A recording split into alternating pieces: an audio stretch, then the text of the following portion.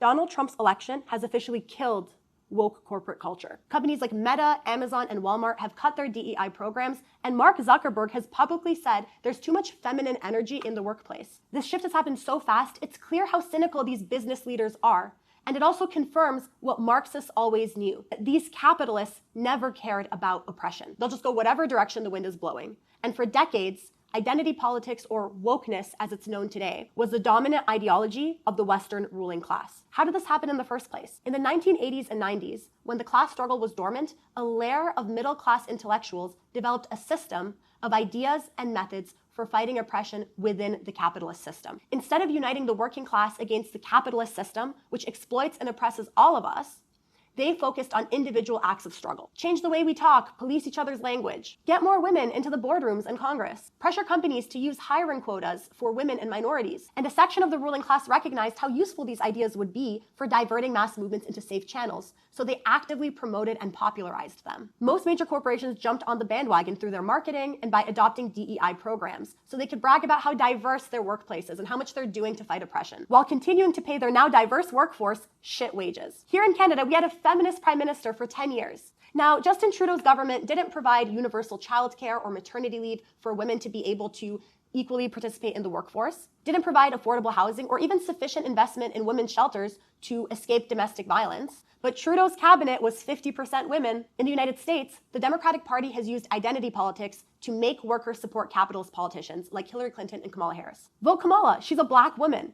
Ignore the cost of living crisis. Ignore the genocide in Palestine. Now with Trump in office, MAGA mavericks like Elon Musk are waging a war on DEI programs and wokeness in the US government. Going after USAID programs, for example, like this one, which costs the US government $8 million a year, to supposedly teach Sri Lankan journalists how to avoid binary gendered language. Meanwhile, the liberal establishment in the deep state is up in arms defending these programs in the name of fighting for equality, defending the rule of law, and democracy. We have to be clear about one thing. All of this fighting over wokeness is just window dressing.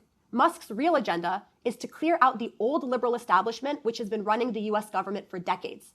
And he's using anti-woke rhetoric to lean on mass anger and justify his actions. And on the other side, the old liberal establishment is using woke language to cling to their positions. The liberals don't care about democracy, equality, the rule of law. These are the same people that have cooed democratically elected left-wing governments and armed and funded Israel's genocide. This isn't actually about wokeness. This is two wings of the ruling class fighting over who runs the US empire and how to best defend the interests of the class that they all belong to, the capitalist class. The working class has no horse in this race. A lot of people on the left see the mass hatred against wokeness in the United States as a sign that everybody is racist and sexist and homophobic, including the women and minorities that voted for Trump. Figures like Bernie Sanders and AOC are desperately trying to save the liberal establishment and defending programs like USAID, which is just woke imperialism. But actually, the death of wokeness is a good thing. It means that the working class is seeing through the cynicism and the hypocrisy of the liberals. They see that the liberals are completely ignoring the cost of living crisis and that none of these woke policies have done anything to ease oppression. The working class is desperately looking for a way out of the endless crisis of capitalism, the shortage of jobs and affordable housing, the cost of living crisis. Trump said he'd bring back jobs and reduce grocery prices. He said he'd do it by cutting immigration, deporting people through tariffs. But who else is actually offering a solution? There's incredible class anger in the United States.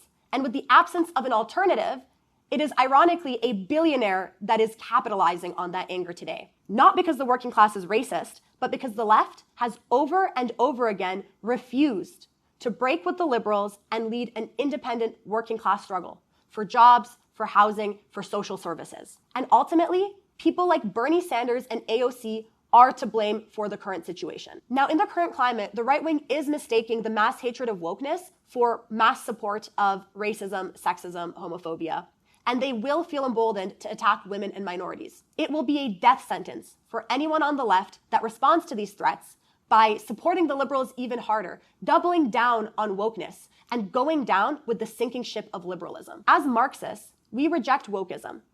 But unlike the right wing, we do it on an independent class basis. We oppose all forms of oppression, and we fight them by organizing and uniting the entire working class against the capitalist system as a whole, which oppresses and exploits all of us. In this epoch of wars and revolutions, this is not only possible, but absolutely necessary. There is mass anger at the establishment, and it's being channeled through Trump and other right-wing demagogues in country after country. But Trump cannot and will not make America great again. None of these right-wing demagogues will be able to deliver on their promises, because fundamentally, the cost of living crisis, the lack of jobs, all these problems are the inevitable result of the contradictions of capitalism. Only a communist revolution can solve these burning problems facing the working class and also end all forms of oppression. Our task as communists is to build an organization that cuts through the divisive and middle-class politics of wokery, that openly declares war on it from the point of view of revolutionary class unity, and that offers workers and young people a real class-based alternative